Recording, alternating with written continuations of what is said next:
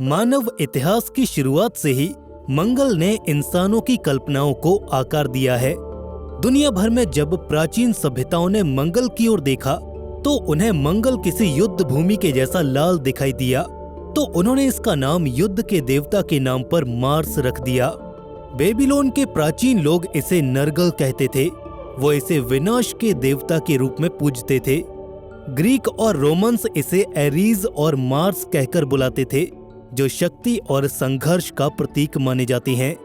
इस red planet में कुछ तो था जो इस ग्रह के गहरे आकर्षण की वजह था, और शायद वही चीज सब में एक अजीब सा डर भी पैदा कर रही थी। लेकिन क्या हो अगर मंगल से हमारा प्राचीन जुड़ाव कोई भ्रम या कल्पना ना हो, बल्कि हम शुरू से ही मंगल से इस कदर जुड़े हुए हैं जिसकी हम कल्पना भी नहीं कर सकते। फास्ट फॉरवर्ड करते हैं 20th सेंचुरी में, जहां मंगल रात के आसमान में चमकता सिर्फ एक बिंदु नहीं है, बल्कि ये स्पेस एक्सप्लोरेशन में हमारा सबसे बड़ा टारगेट बन चुका है। एक ऐसी दुनिया जहां वैज्ञानिकों और विजनरीज को लगता था कि मंगल पर जीवन की शुरुआत के रहस्य छिपे हो सकते हैं। 1960s आते आते अमेरिका और सोवियत यूनियन के बीच एक स्पेस रेस छिड़ जाती है, जिसने हम इंसानों की सीमाओं को चांद तक पहुंचा दिया था, और अंतरिक्ष पर अधिकार जमाने की ये जंग और भी बड़ी होती गई। अपोलो मून लैंडिंग के साथ अमेरिका ने इस स्पेस रेस को जीत लिया, लेकिन मार्स अभी भी एक अल्टीमेट प्राइज था। लोग मानते थे कि इसे जीतने के लिए भी एक स्पेस रेस होगी। दोनों महाशक्तियां एक बार फिर आमने सामने होंगी, लेकिन इस बार मंगल के लिए। लेकिन पर्दे के पीछे का खेल कुछ और ही चल रहा था। अफवाहें फैलने लगी एक बहुत ही सीक्रेट मिशन की, कुछ बहुत ही हिडन प्लान्स और एक संभावित मैन्ड मार्स मिशन की। ये मिशन इतना हैरान करने वाला इसलिए था क्योंकि ऐसा कहा जाता है कि इस मिशन को नासा और सोवियत स्पेस एजेंसी ने मिलकर प्लान और एग्जीक्यूट किया था। एक बहुत ही सीक्रेट प्रोजेक्ट जिसे पूरी दुनिया से छिपाकर अंजाम दिया गया, प्रोजेक्ट रेड सन।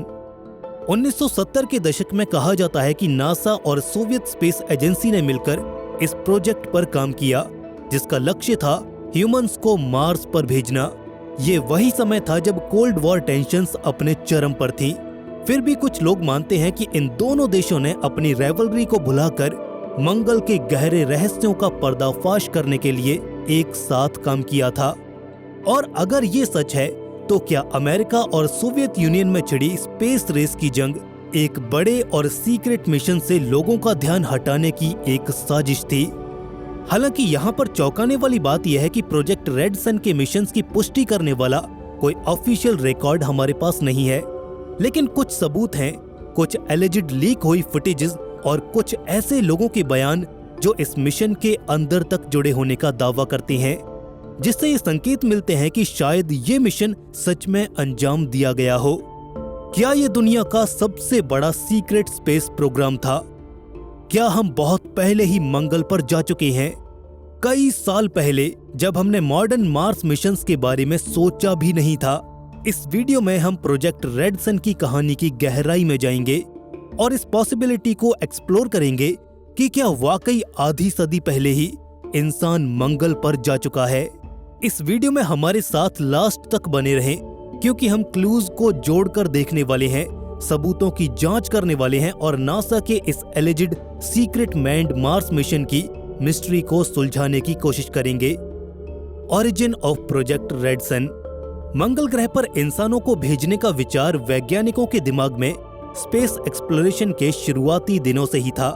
जब जनता अपोलो मून लैंडिंग्स की एक्साइटमेंट में खोई हुई थी, तब पर्दे के पीछे कुछ रिसर्चर्स अपने अगले चैलेंज को देख रहे थे, मार्स।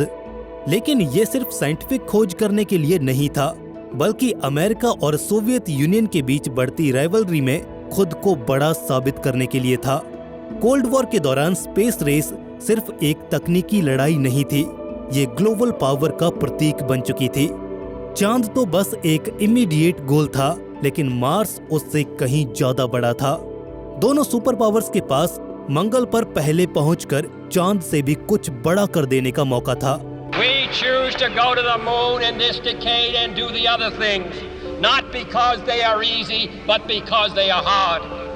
संस्थाओं में ऊंचे ऊंचे पदों पर बैठे लोगों के अनुसार दोनों ही देश ये समझते थे कि जो अंतरिक्ष पर नियंत्रण करेगा वो धरती पर भी राज कर सकता है, और मंगल को इसके अगले पड़ाव के रूप में देखा जा रहा था। सन 1960 के दशक के अंत तक ये राइवलरी दोनों देशों को मार्स मिशन पर सहयोग करने के लिए मजबूर करने लगी, जो जनता से पूरी तरह छिपे हुए थे। ये दोनों ही देश मिलकर प्रोजेक्ट रेड सन पर काम करना शुरू कर चुके थे। इस प्रोग्राम का टारगेट था मंगल पर इंसानों को उतारना, जो लगभग नामुमकिन लगता था।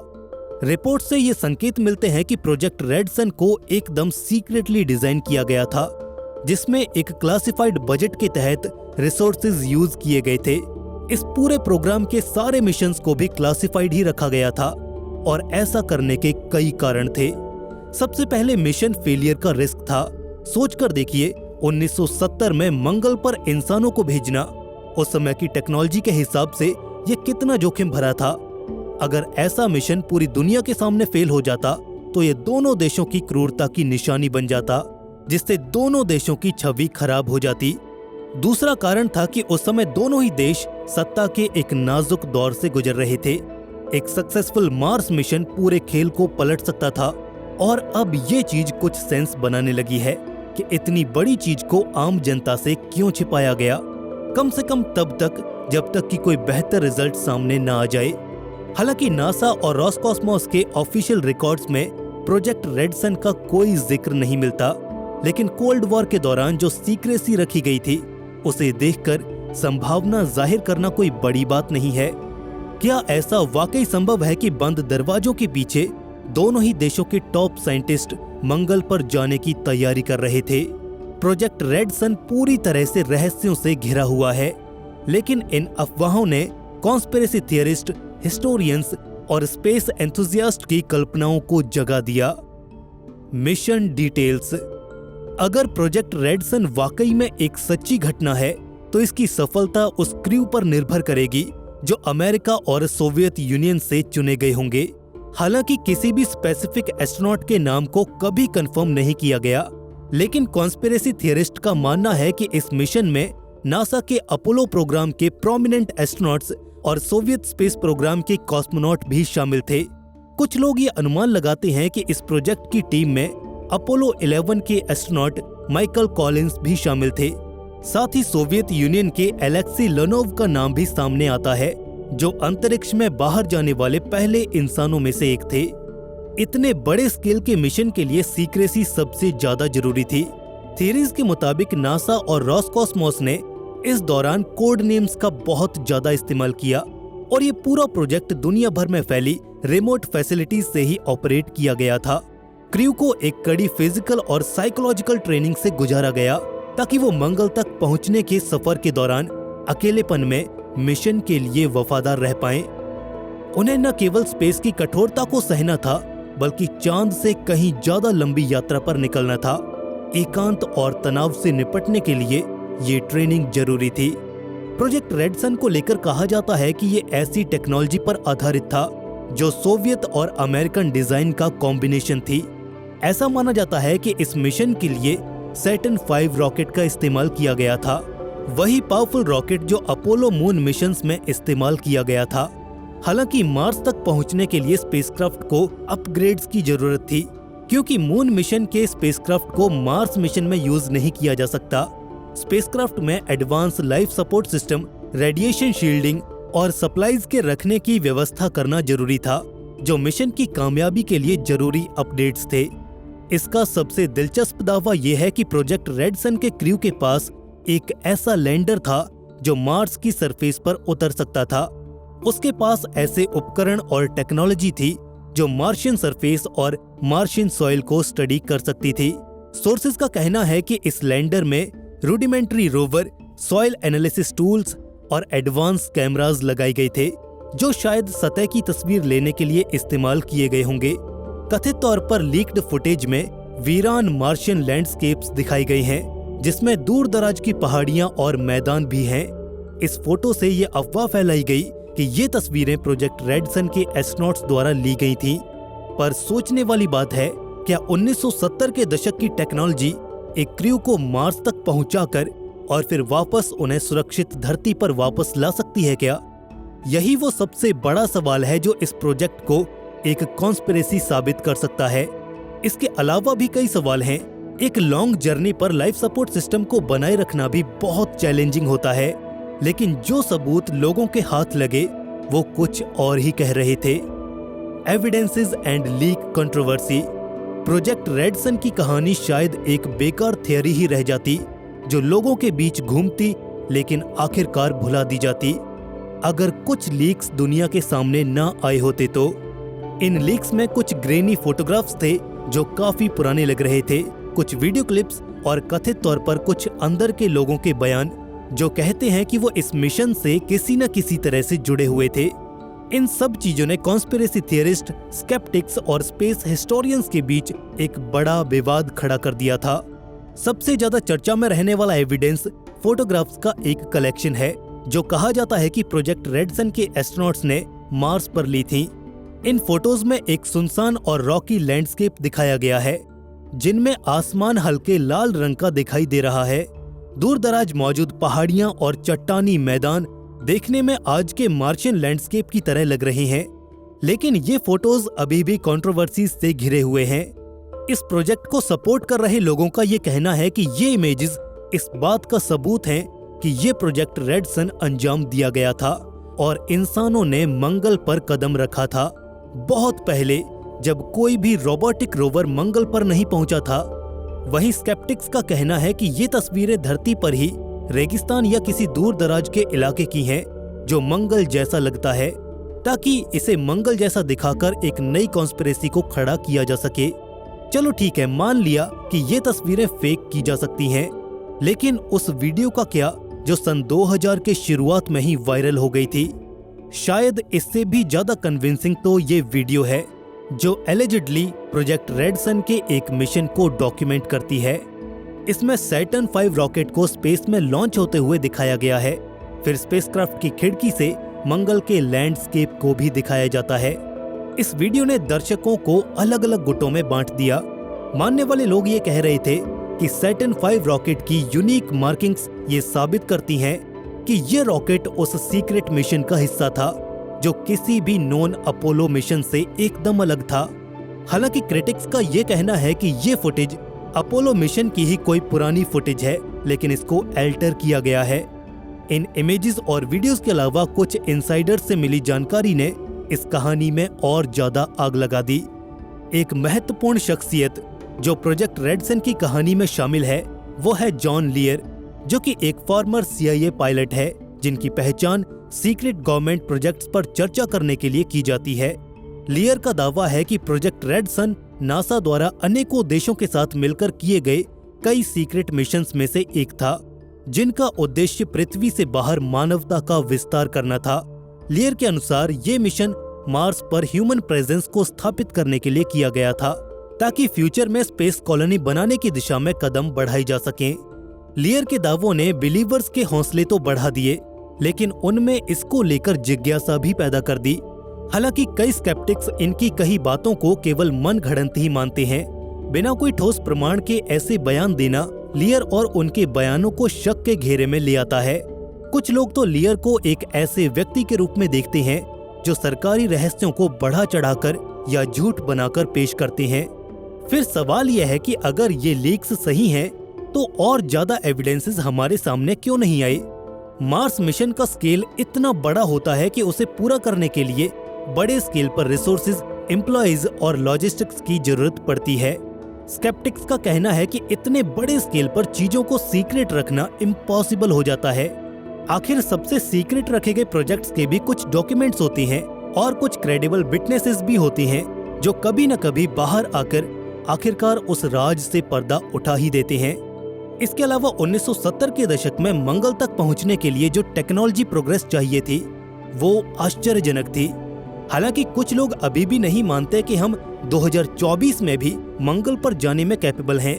तो ऐसे में सवाल उठना तो लाजमी है, आलोचकों का कहना है कि इतनी ज्यादा एडवांसमेंट को सीक्रेट रख पाना भी इम्पॉसिबल है, खासकर उस समय में जब मीडिया का दबाव और विसल ब्लोअर कल्चर अपने पीक पर था। इस बात पर कुछ लोग ये कहकर बचाव करते हैं कि ऐसे और भी कई सीक्रेट प्रोजेक्ट्स थे जो एक लंबे समय तक, इवन दशकों तक आम जनता से छिपे रहे, जैसे कि मैनहट्टन प्रोजेक्ट, जिसने वर्ल्ड वॉर 2 के दौरान परमाणु बम का विकास किया था। इस प्रोजेक्ट में 1,30,000 लोग शामिल थे।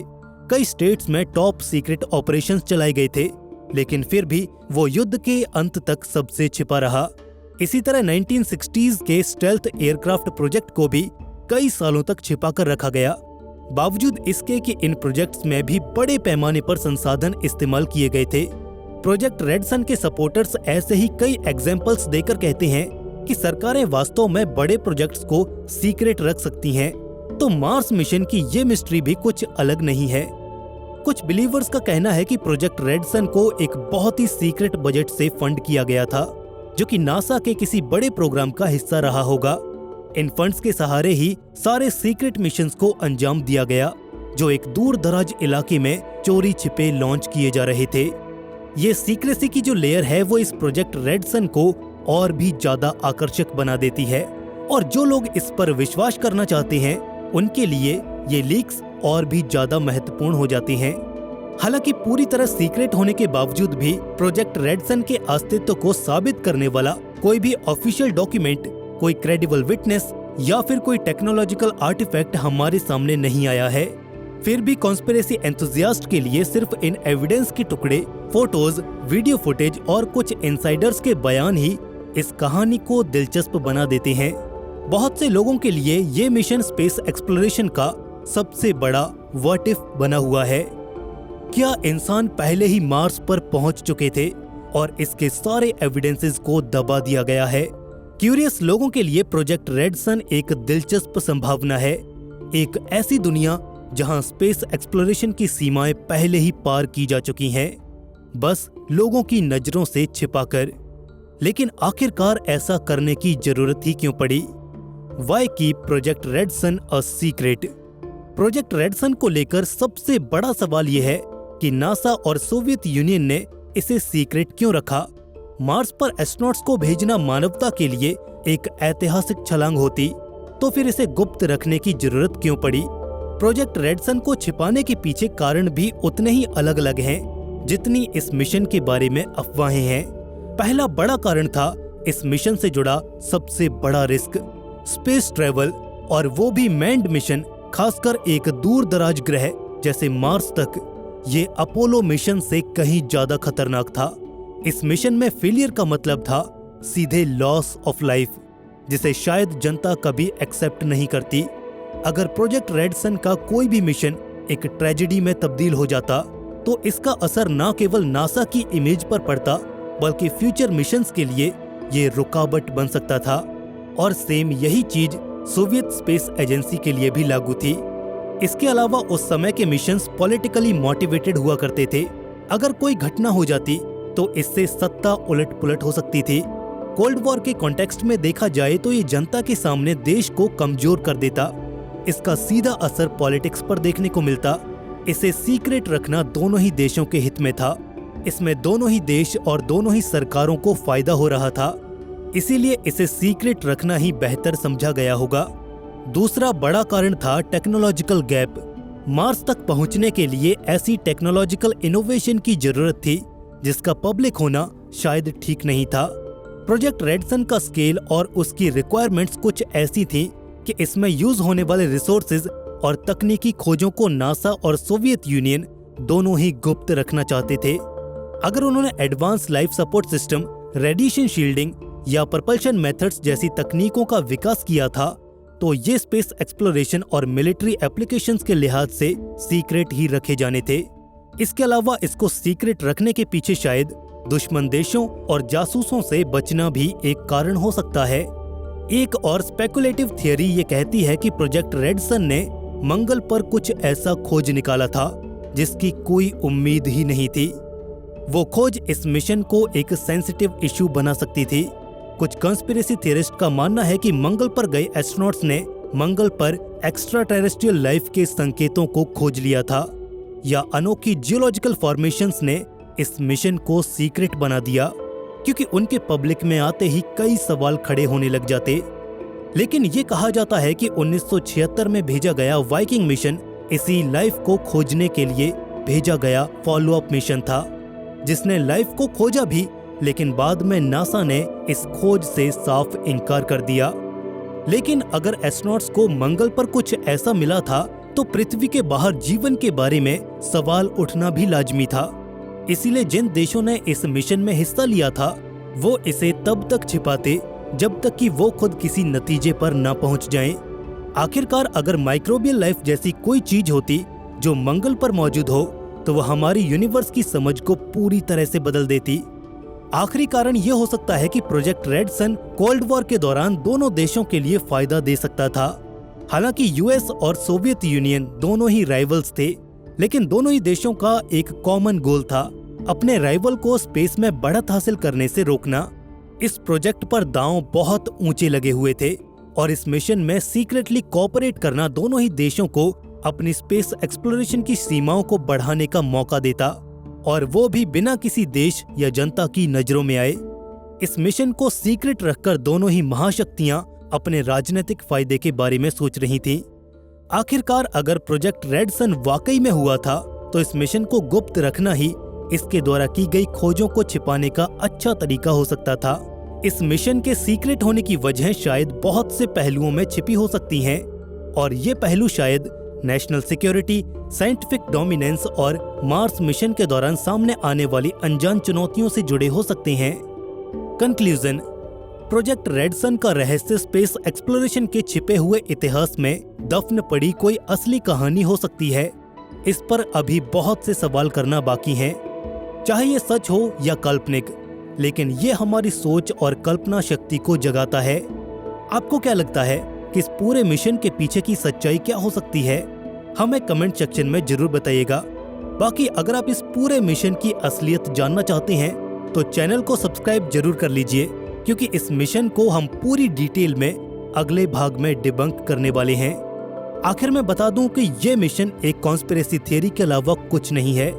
आप इसका दूसरा पार्ट जरूर देखिएगा, लेकिन तब तक अगर आप ऐसी ही स्पेस मिस्ट्रीज के बारे में जानना चाहते हैं तो चैनल को जरूर से सब्सक्राइब कर लीजिए। दोस्तों, जल्द मिलते हैं ऐसे ही एक और नए इन्फॉर्मेटिव वीडियो के साथ। तब तक के लिए स्टे क्यूरियस, बी हैप्पी, नमस्कार।